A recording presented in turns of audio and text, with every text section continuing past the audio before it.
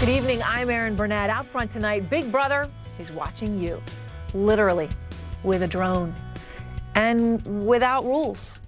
Today, FBI Director Robert Mueller admitted it under questioning from Senator Chuck Grassley during a Senate Judiciary Committee hearing. Does the FBI own or currently use drones, and if so, for what purpose? Yes, and for surveillance.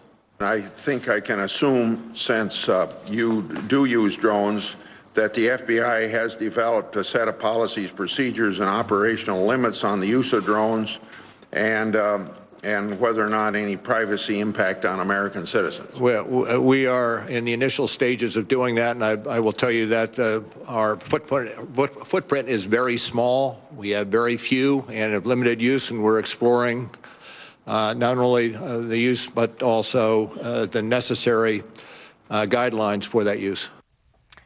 And Mueller made it clear this is happening on American soil. Now, the FBI already acknowledged using unmanned surveillance aircraft earlier this year to monitor a specific situation. You may remember it, where that little boy was being held hostage in a bunker in Alabama. But you heard Mueller say, from what he said, there were other times, seldom, but other times. So we don't know how often these drones are being used or to do what, or whether your rights are being violated. Out front tonight, Republican Senator Rand Paul. He sits on the Homeland Security Committee. Senator, good to see you. Are you surprised? Well, I wish I could tell you that I was surprised. I am a little concerned that we're going to use the drones and then we're going to develop rules for them. The most important rules for the use of surveillance are basically the Bill of Rights. You have to have a search warrant to use a drone to go after someone. Now, some of this is murky because we've had some decisions by the courts saying that open spaces don't require a warrant. I disagree with those cases and think we need to revisit that.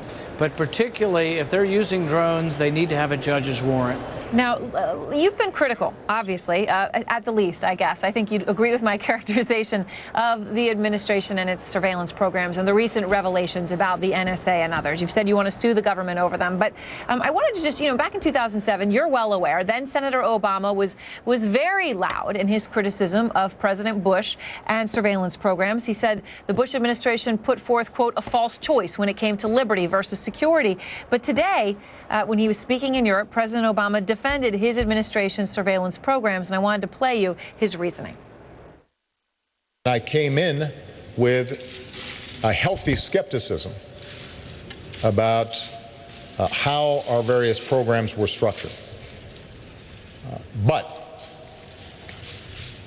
what I have been able to do is examine and scrub how our intelligence services are operating, and I'm confident that at this point we have struck the appropriate balance. All right, he obviously changed his point of view somewhat when he got into office. All of a sudden, when you're the president, terrorist attack happens, it's yours. It's your responsibility. Former Vice President Dick Cheney was actually criticizing you when you were so frustrated with their surveillance program, saying, look, surveillance programs would have prevented 9/11.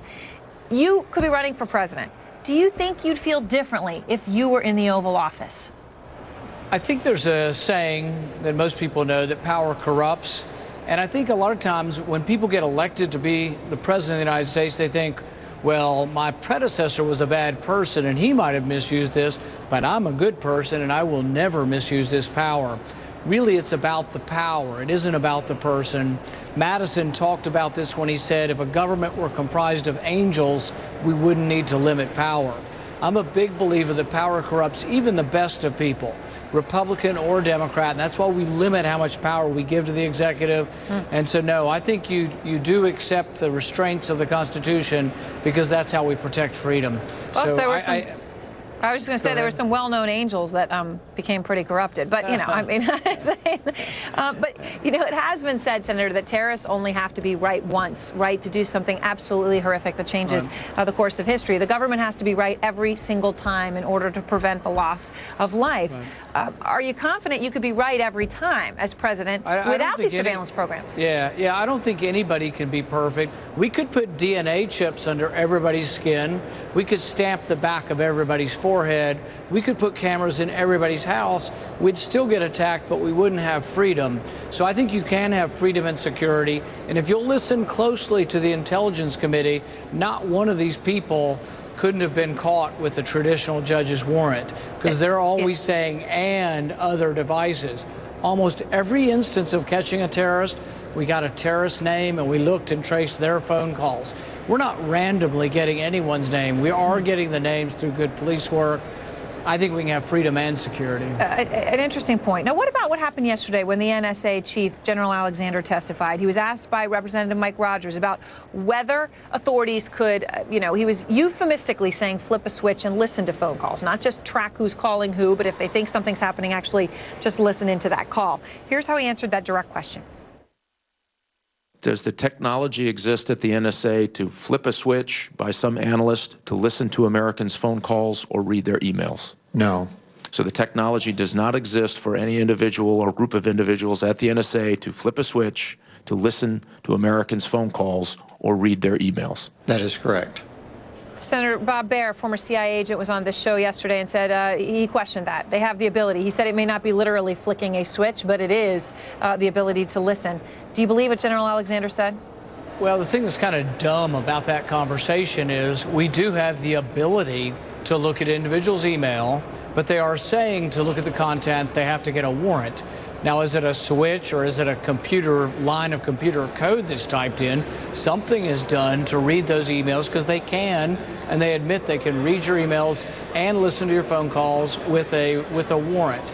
Now, they say they're only doing it with a warrant, but there is a bit of a credibility gap because they also were dishonest with us when they said they weren't collecting any data on Americans. Turns out they're collecting 1 billion phone calls data every day. So there is a bit of a credibility here, and I don't know how we regain trust from the Intelligence Committee when the Director of National Intelligence has now admitted to frankly lying to a U.S. Senator and to a committee. Thanks very much to Senator Rand Paul. And still to come, dramatic